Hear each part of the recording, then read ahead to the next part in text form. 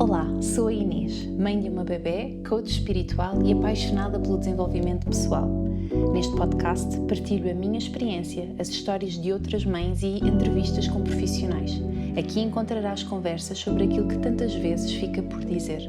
Bem-vindo ao Ser Mãe no Agora, um espaço de verdade, escuta e reencontro contigo. Ok, então bom dia. Bom dia!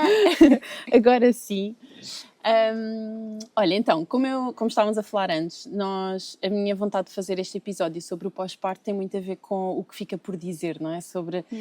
Há tantas coisas que nós não sabemos quando entramos no pós-parto e que, acho eu, pela minha experiência, mesmo que nos informemos, não vamos saber. Nunca. Certo? Certo. Pronto, cada bebê é um bebê, cada mãe é uma mãe, cada casal é um casal, cada dinâmica familiar é uma dinâmica familiar. Mas, ainda assim, há uma série de coisas que nós podemos saber antes, não é? Pronto. Então, eu adorava falar sobre isso contigo hoje e, antes de mais, gostava muito que, se gostasses de partilhar um bocadinho sobre o que é ser uma doula e, se calhar, especificamente, depois, o que é uma doula no pós-parto ou o que é que pode ser uma doula no pós-parto. Sim. Acho que as pessoas estão muito mais habituadas a... Já se começa a ouvir falar de doulas, mas ligam logo ao parto, não é? Yeah. Mas isto, doulas do pós-parto, é assim, mas o que é que uma doula no pós-parto faz, não é? Então, primeiro de tudo, doula é uma palavra que vem do grego que significa mulher que serve. E, obviamente, que nessa altura eram as mulheres que davam apoio no parto. Mas esta palavra foi-se, de alguma maneira, dando aso a que não se restringe ao trabalho do parto.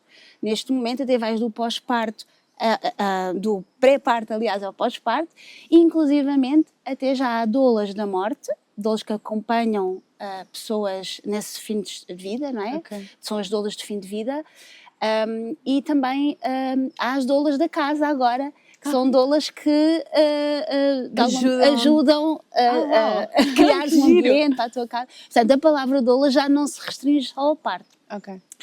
Em relação ao pós-parto, há, como também há no parto, muito tipo de doula. Ou seja, há aquela doula que está lá fisicamente para te apoiar em tudo aquilo que tu precisas, desde pequenas tarefas domésticas, a ficares um bocadinho com o bebê só para tu ires tomar um banho.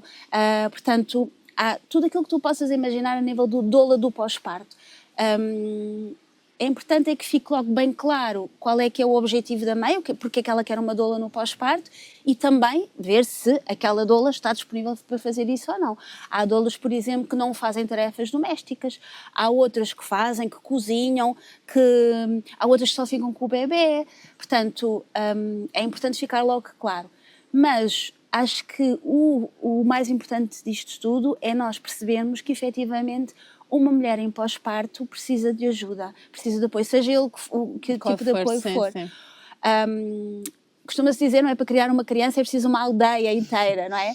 E hoje as mães estão muito sozinhas, mesmo que tenham família, e hoje em dia a maior parte das avós ainda está a trabalhar, ou vive longe, e mesmo que as avós queiram ajudar, trazem muitas vezes a bagagem delas, não é? Da maneira como elas fizeram. E às vezes entra ali um bocadinho em choque com a realidade de hoje, não é? Exatamente. Então, às vezes, a doula é aquela pessoa que é neutra, que não traz a bagagem dela, porque aquilo que a mãe quer é aquilo que a doula faz, não é? Não tem nenhum tipo de julgamento sobre as opções que a mãe toma. E essa, se calhar, é a parte até mais difícil da doula, não é? Eu já acompanhei mulheres que me disseram logo, eu não quero amamentar, não é? E eu acompanhei-as, não é? Sem julgar, e pronto, essa, se calhar, é a parte mais difícil da doula. Mas, acima de tudo, é importante que fique claro que uma mulher em pós-parto precisa de apoio. As amigas estão a trabalhar, muitas delas não percebem, porque quando não têm filhos não percebem, quando têm filhos que também fizeram se calhar de maneira diferente, e são se calhar também aquelas que vão julgar, que vão criticar, eu fiz assim, porque é que não faz assim? É difícil às vezes, quando tu tens uma relação ou com uma amiga ou com um familiar, de criar ali um clima neutro, digamos assim. Não é? E seguro, não é? Porque eu acho que essa neutralidade traz essa segurança para tu poderes também expor essas dúvidas, porque no fundo acho que, pelo menos também por experiência própria, é uma fase em que tu estás muito insegura e, portanto, tu própria estás a questionar as tuas ações, estás a questionar as tuas decisões e, portanto, se de repente a pessoa eu levanto uma questão e as outras pessoas vêm com uma série de julgamentos e de opiniões, digamos, muitas vezes ou maioritariamente não informadas, não é? Ou seja, são opiniões, só opiniões, faz-nos ainda questionar mais e entrar ainda mais nesse registro de insegurança, não é? Claro. Já, não basta já os profissionais de saúde, que às vezes também gostam de dar... Complicar um bocado a coisa, complicar não é? um bocado a coisa. Quanto mais aqueles que somos mais queridos, são os nossos familiares, os nossos amigos, quase a colocar-lhes um atestado de incapacidade, não é? E das coisas mais importantes que se deve fazer, e deixo aqui este alerta para quem vai visitar uma mãe com um bebê, não é? É lembrar-lhe o quanto incrível ela é e o incrível que ela está a fazer. Mesmo que vá contra aquilo que nós faríamos se fôssemos mães, ou faríamos com os nossos bebés. Porque o pós-parto o grande desafio é o pós-parto. As pessoas têm medo do parto. Sim, exato. E eu ia dizer isso porque eu lembro-me super bem quando, portanto, tu acompanhaste-me, seja durante a gravidez da Sofia, quer dizer, na verdade já me conheces desde que eu tenho aqui 9 anos, 7 anos, não sei. Pronto, portanto, mas especificamente durante a gravidez da Sofia e depois no pós-parto também, até hoje, mas o que eu achei muito interessante foi isso mesmo, foi quando a Sofia nasceu, eu lembro-me perfeitamente numa das nossas trocas, tu dizes qualquer coisa tipo, pois, agora é que começa o desafio. Agora é que vem o desafio real. E nós geralmente, quando estamos grávidas, muitas vezes não conseguimos sequer muitas vezes, Inês, é sempre. Vislumbrar isso, não é? Sempre, sempre. E um ponto que eu achei que para mim foi super útil e agora seria também uma pergunta para ti. Acho que há várias coisas. A primeira é que eu me lembro muito bem que tu partilhaste e que para mim foi super importante e que me deu uma tranquilidade enorme, teve a ver com o minimalismo no pós-parto. E especificamente porque eu acho que existe. Eu sou uma pessoa que tem vindo a procurar ser cada vez mais minimalista. Não o sou totalmente, de todo, mas é uma coisa que está sempre aqui na minha cabeça, porque eu sinto que sempre quanto menos eu tenho e menos preocupações eu tenho, mais focada eu consigo estar no presente e naquilo que está a acontecer no momento. E para mim foi super importante, porque em toda a base de dados que tu colocaste, havia lá um e-book, que eu não sei se ainda está igualzinho ou se já fizeste umas alterações, mas havia um e-book que falava justamente sobre, no fundo, o pós-parto minimalista. Estou a pôr assim, não sei se era exatamente este o título.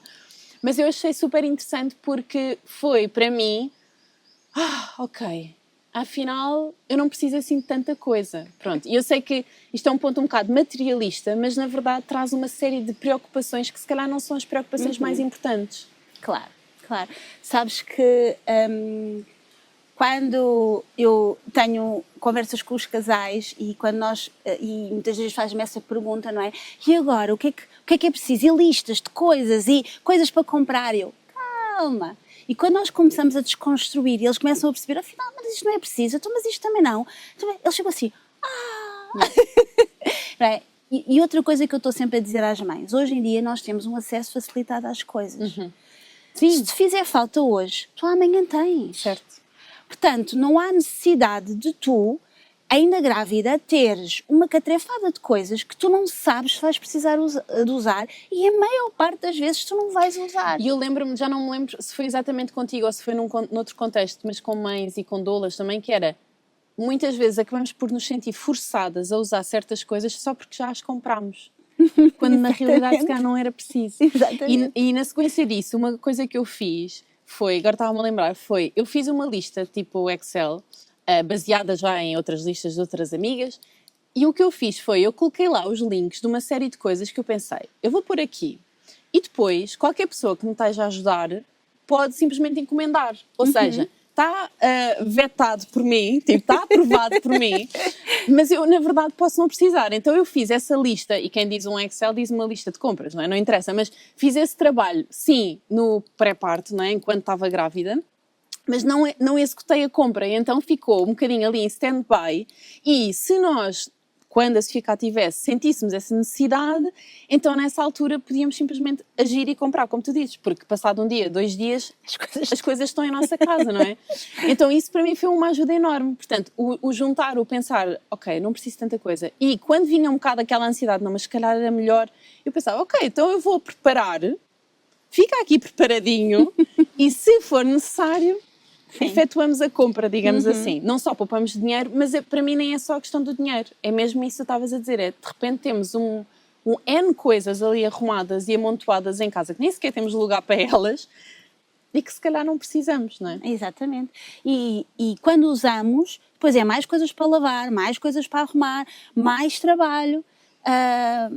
Assim, há utensílios, há objetos, há coisas que nós conseguimos passar bem sem eles, mesmo. Podes partilhar assim, tipo, imagina, 3 coisas que seria surpresa as pessoas acharem que não precisam. Ok, então, olha, pronto, eu vou Podes tentar... escolher mais, se quiseres. Não, mas não, eu não quero ser muito fundamentalista, Ok, quero ir ao contrário. Então, Ok. das coisas que eu acho que não faz mesmo falta nenhuma, tu comprares na gravidez, é a Xuxa. Ok. Porquê? Primeiro de tudo, porque se tu tiveres logo Xuxa, vais ter a tendência de, à mínima coisa, dar a Xuxa ao bebê. Atenção, não quer dizer que o bebê não possa vir a usar a Xuxa, se também quiser amamentar, depois da amamentação estar bem estabelecida. Mas, principalmente, levar para a maternidade logo uma chupeta vai ter um impacto brutal na amamentação. Então, tudo bem, se a mãe quiser comprar uma chupeta, compre mais tarde. E aqui a questão é, as chupetas têm uma anatomia toda diferente, há umas mais achatadas, outras mais...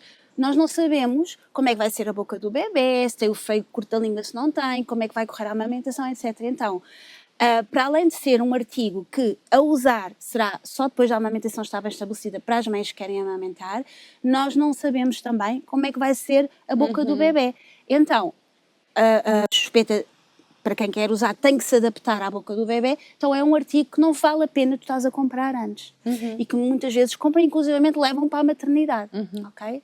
Portanto, esse se calhar era assim aquele que eu diria. Outro, dentro da mesma ramo, digamos assim, Sim. são biberons.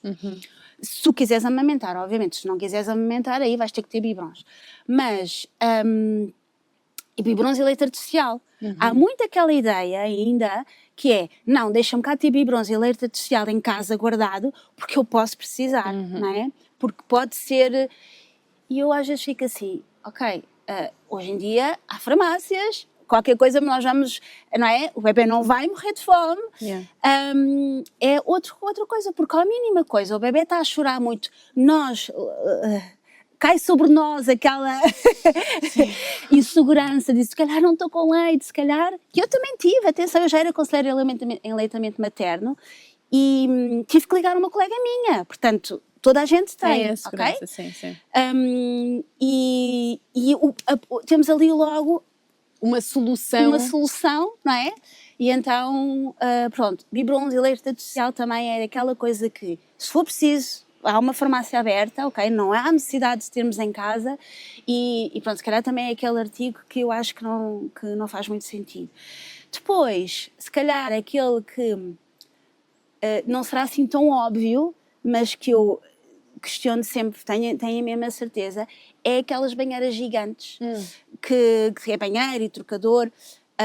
Algumas casas até podem ter sítio para ter sem grande complicação, mas a verdade é que o bebê vai usar muito pouco tempo aquilo, porque a partir do momento que se começa a mexer muito, já não é seguro, não é? Já é melhor dar banho na tua banheira. E se calhar também é aquele artigo que pensem muitas vezes se faz sentido ou não. E se nós formos perguntar, muitas vezes, até uma amiga minha deu-me, olha, ela diz que usou 1 ou 2 vezes, ou nunca usou. Pois, e a amiga deve ter agradecido imenso, leva, tira daqui este mono. Exatamente, tira-me daqui isto que pronto. Porque, efetivamente, os bebés crescem muito rapidamente. É claro que eu sou a favor de tudo o que seja para dar menos trabalho à mãe, eu sou a favor, ok? Mas, de facto, há coisas que nós achamos que vão ser mesmo necessárias e depois começamos a ver, olha, realmente eu usei isto 1 ou 2 vezes, não é? Olha, por exemplo, o esterilizador de biberons, hoje em dia já não se esteriliza biberons, não é? Como se fazia antigamente. E se a mãe tiver essa... preocupação. pega numa panela e põe lá as coisas e pronto. Isso também é outra coisa que ocupa imenso espaço e de facto não é necessário. Hoje em dia já se chegou à conclusão, porque aquilo não esteriliza nada. Ok. Olha, eu vou ser mesmo sincera, eu nunca usei biberon com a Sofia, porque eu tentei 1 ou 2 vezes numa situação assim extrema e não resultou, e eu depois também não insisti e o assunto ficou encerrado. Portanto, eu sobre biberons sou a última pessoa a ter uma opinião, verdadeiramente. Sim. Mas faz-me todo o sentido essa questão de teres ali uma máquina que é só para esse propósito, quando na verdade tudo o que eu esterilizo, sei lá, por exemplo, as seringas para a lavagem nasal, essa coisa é sempre em água a ferver. Fez-me lembrar que nesse mesmo PDF, ou nesse e-book, ou numa conversa, para mim a coisa que me deu mais calma foi numa certa frase tu colocaste qualquer coisa como, na verdade, a única coisa que o bebê precisa é da mãe. E para mim foi assim, pois realmente, na verdade, não é? Porque nós somos colo, nós somos alimento, assumindo que amamentas, sim, mas somos alimento, somos colo, somos calor, somos carinho, somos, como é que se diz, o amparo, não é? E isso para mim foi assim a frase que me deixou mais tranquila, não é? Deu-me assim uma tranquilidade, foi, ok, sim, vou comprar esta coisa, vou ter esta coisa em stand-by, mas na verdade... Sim, e repara como as coisas estão feitas para tu sentires necessidade de coisas que aquilo que fazem é afastar o bebê da mãe. Yeah. Não é? Sim, sem dúvida. E isso era um bocado o outro ponto que eu queria pedir-te que partilhasses, porque eu senti muito que para mim o mais importante foi ter uma rede de apoio. E na altura, o meu parto, eu por acaso ainda não partilhei neste contexto, mas quero depois fazer um episódio em que partilho só a história do meu parto, mas... sabes bem, portanto, o meu parto estava planeado de uma forma muito, muito harmónica e bonita e pronto, e depois foi assim uma coisa um bocadinho diferente do que o planeado, como quase sempre.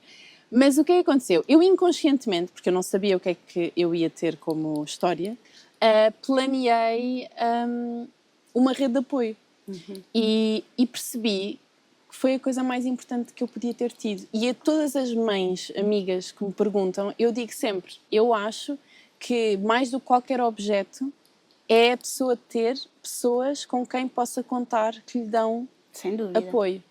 E no meu caso em concreto, eu tinha Tiati, tinha uma doula, eu vivo em Berlim, portanto tinha uma doula lá especificamente para o pós-parto e que me acompanhou fisicamente no pós-parto, e em Berlim há uma parteira que eu sei que cá também existe, lá é oferecido pelo Estado, ou seja, está dentro do seguro do Estado.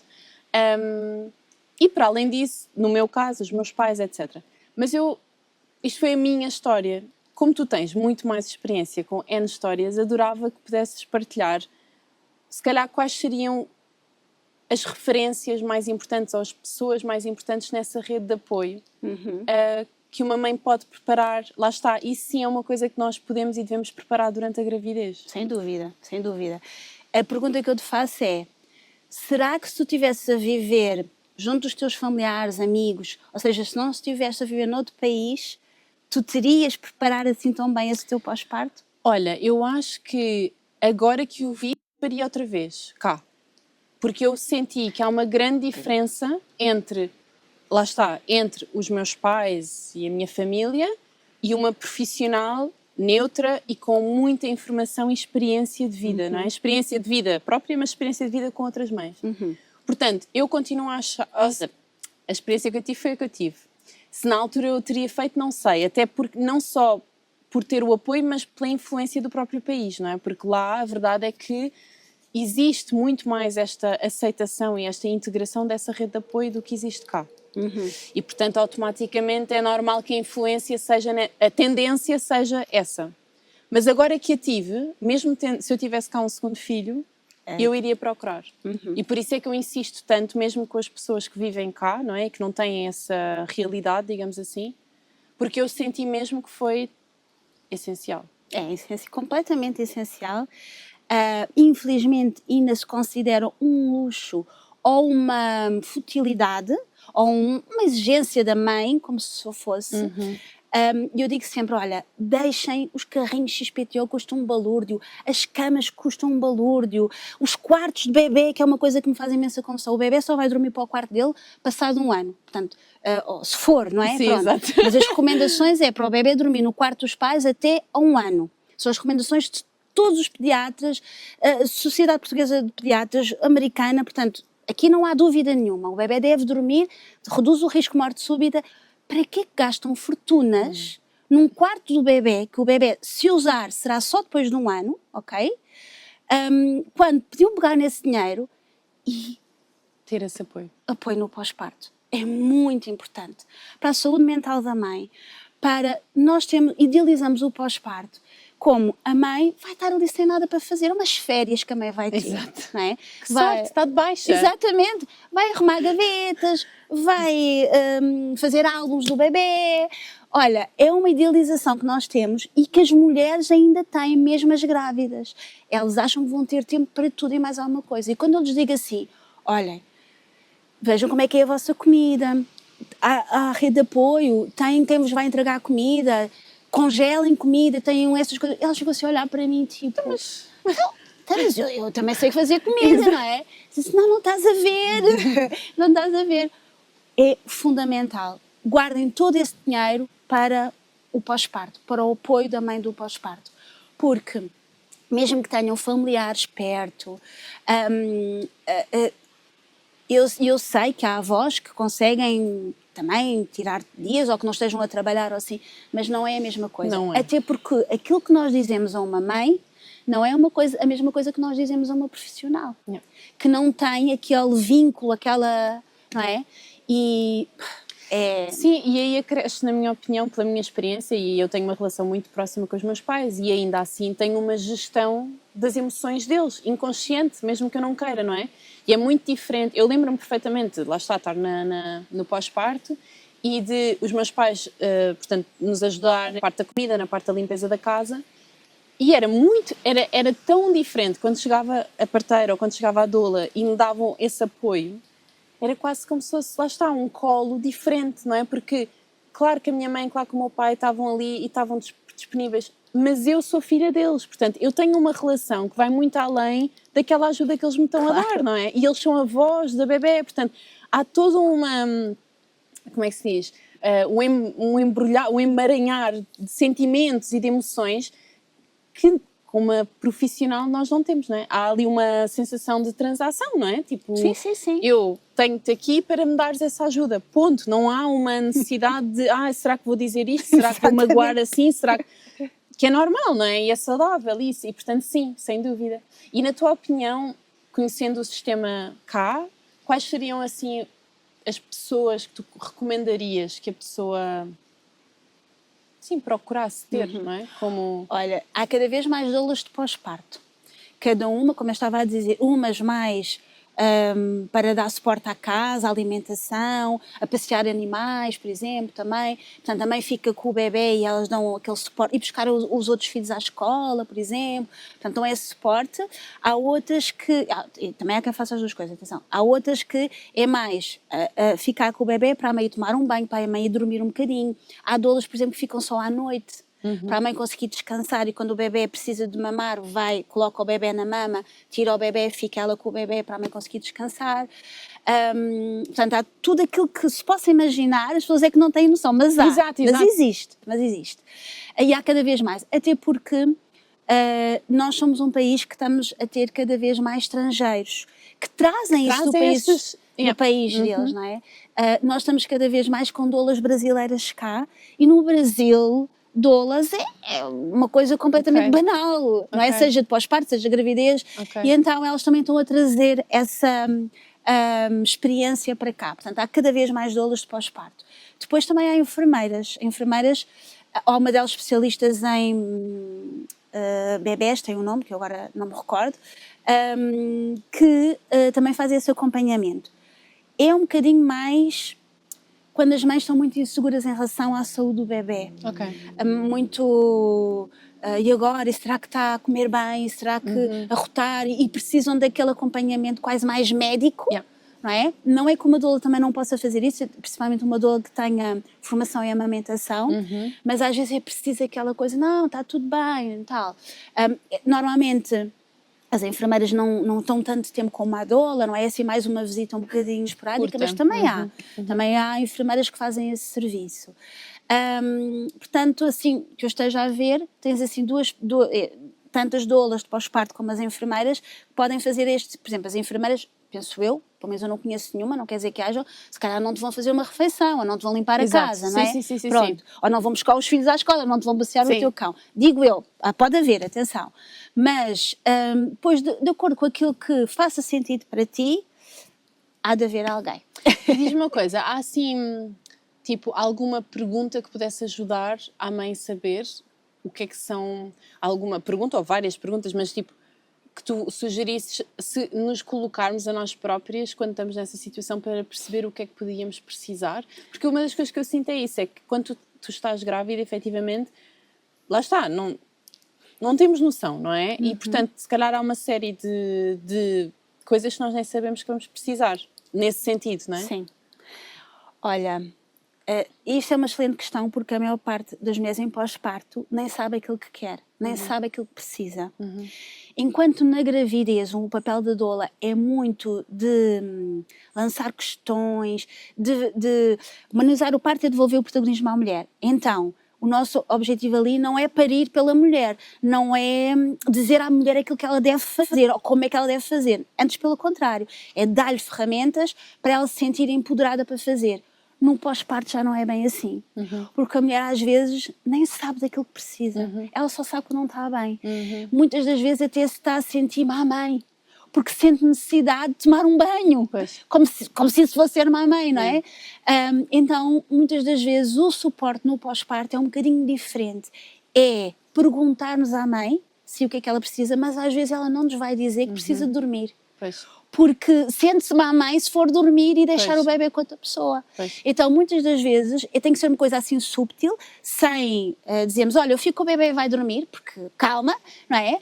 Mas uma coisa assim sútil, ela também tem que ganhar confiança na pessoa, não é? Porque não se vai deixar assim, se ela quiser dormir assim o bebê com a pessoa, mas ganhar confiança, mas dar-lhe pequenas indicações que está ali disponível. Se ela quiser fazer uma cesta, depois vai se sentir muito melhor. Claro. Então, olha, se quiseres vai ali dormir um bocadinho, que eu fico aqui, não te preocupes, se o bebê acordar, se começar a chorar, se quiser mamar eu vou lá e coloco-te o bebê na mama, corte, vai descansar um bocadinho, ou não queres ir tomar um banho, ou então ao contrário, vou-te preparar aqui uma refeição, diz lá, o que é que tu gostas de comer, diz-me o que é que te apetecia neste momento de comer, que eu preparo-te, enquanto tu estás aí só com o teu bebê, não é? Portanto, no pós-parto é um bocadinho diferente, é sempre darmos ferramentas à mãe no sentido de estás a ser uma ótima mãe, espetacular, às vezes até ter que exagerar um bocadinho, porque ela questiona imensas vezes.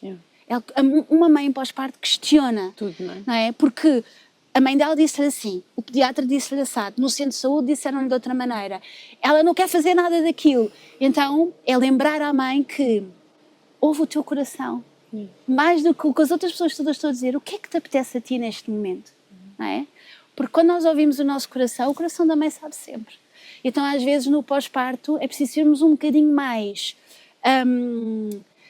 lembrar à mãe que ela tem direito a descansar, que ela pode comer uma refeição descansada, que ela pode dormir um bocadinho, fazer uma siesta e não há mal nenhum nisso. Lembrar à mãe estas pequenas coisas e, às vezes, agir. Imagina, tu chegas a uma casa num pós-parto e vês, sei lá, uma coisa qualquer... louça para tirar da máquina ou uma coisa qualquer, tu vais proativo, lá, não é? ser proativa. Uma doula no pós-parto tem que ser proativa, porque a mãe vai ter mais dificuldade, às vezes não só em verbalizar, mas também em perceber que precisa. Sim, e é muito engraçado isso, porque eu tenho esta recordação muito, muito marcada de... eu no meu pós-parto tive os primeiros 7 dias totalmente de cama porque tive uma perda de sangue muito grande e portanto não me conseguia levantar. Acho que foi a melhor coisa para o meu corpo que eu podia ter feito e podemos entrar aí, já vamos aí porque eu acho que é um ponto super importante. Mas eu lembro-me de uma sensação horrível que tive, que era, eu queria descansar E lembro-me da minha mãe dizer, então eu levo a Sofia, descansas. E eu lembro da minha mãe sair com a Sofia, ir para a sala, que era 2 metros, e eu não conseguia dormir. Claro. Eu não conseguia fechar os olhos. Eu estava... E não era uma questão de eu não confiar na minha mãe. Óbvio. Porque por acaso tenho uma relação super boa com ela, então não tinha a ver com isso. E eu tive que a chamar e disse, eu não consigo dormir sem a Sofia ao meu lado. E foi assim, a minha mãe colocou ao meu lado e eu adormeci em 2 segundos. E isto só para dizer que há um lado tão animal, não é? Tão instintivo, que nós não... Pronto, que nós muitas vezes reprimimos e não está presente. Mas aquilo para mim foi assim uma sensação mesmo de... Lá está, era quase um pânico, mas completamente inconsciente, ou seja, que não vinha de um sítio de eu não confio na minha mãe. Estou a partilhar isto porque eu acho que provavelmente haverá quem mais sinta isso e que depois, se calhar, se sente mal em dizer, olha, traz-me o bebê de volta porque eu não consigo descansar, não é? E isto, para mim, pessoalmente, foi verdade durante os primeiros tempos, depois isso mudou totalmente. Mas no início, aqueles primeiros 10 dias em que justamente, ainda por cima, eu estava tão fragilizada fisicamente e, consequentemente, emocionalmente também, foi mesmo uma coisa que me impactou muito. E aí, por exemplo, foi mais importante para mim ter pessoas que tivessem a ajudar justamente na casa, na comida, aquela sensação de acordar e ter comida e não ter que pensar, não é? Ter a casa para ter quem ajudasse para eu tomar um banho, porque lá está, o meu parceiro, o meu marido, estava em casa e estava comigo, ele tirou 2 meses, na Alemanha ele conseguiu tirar 2 meses, mas ele próprio estava exausto, não é? Porque as noites eram exaustivas para os dois, não era só para mim. E, portanto, e eu lembro-me, por exemplo, que a doula que nos estava a acompanhar lá também disse uma vez uma coisa que para mim fez-me sentido, que foi, se um dos dois pode descansar para depois, durante o dia, poder ajudar mais, então que façam isso, porque senão estão os dois completamente rastos. Isto porque havia muito aquela pergunta, Tomás, não acorda e troca a fralda da Sofia? E eu dizia, olha, primeiro, e também podemos falar sobre isto, porque isto foi um bocado a minha experiência, eu não trocava a fralda da Sofia sempre, porque lhe dava-me a minha, eu trocava quando ela tinha cocó. Quando ela apenas tinha xixi e estava tudo bem, e ela estava bem, e ela mamava e adormecia, eu não a acordava para trocar a fralda. Também não a punha a rotar, enfim. Mas na altura havia um bocadinho isto, que era, eu precisava muito mais que as pessoas à minha volta estivessem presentes e que pudessem amparar do que me tirassem a bebê do colo. Para mim era tipo um pedaço de mim. Nós somos esquecemos disso. A sociedade faz-nos esquecer disso. Já viste alguma vez alguma cadela, alguma gata, uma leoa a deixar que levem as crias para tu estares ou dormires? Isso não faz sentido nenhum. Não é? Nós somos mamíferos. Estamos completamente ali. A sociedade faz-nos esquecer disto. Portanto, e depois é assim, uma mãe com o bebê, ao lado do bebê, faz libertar a ocitocina. E a ocitocina deixa-nos relaxadas, tranquilas. Uma mãe sem o seu bebê liberta a adrenalina, porque não é o normal, não é o suposto, não é? O bebê, quando nasce, é completamente dependente da mãe. E então nós acionamos todos os nossos mecanismos de alerta e claro que não vamos adormecer, claro que não vamos estar mais estressadas, mais nervosas, porque onde é que está a nossa cria, não é? Há um alerta. É um alerta.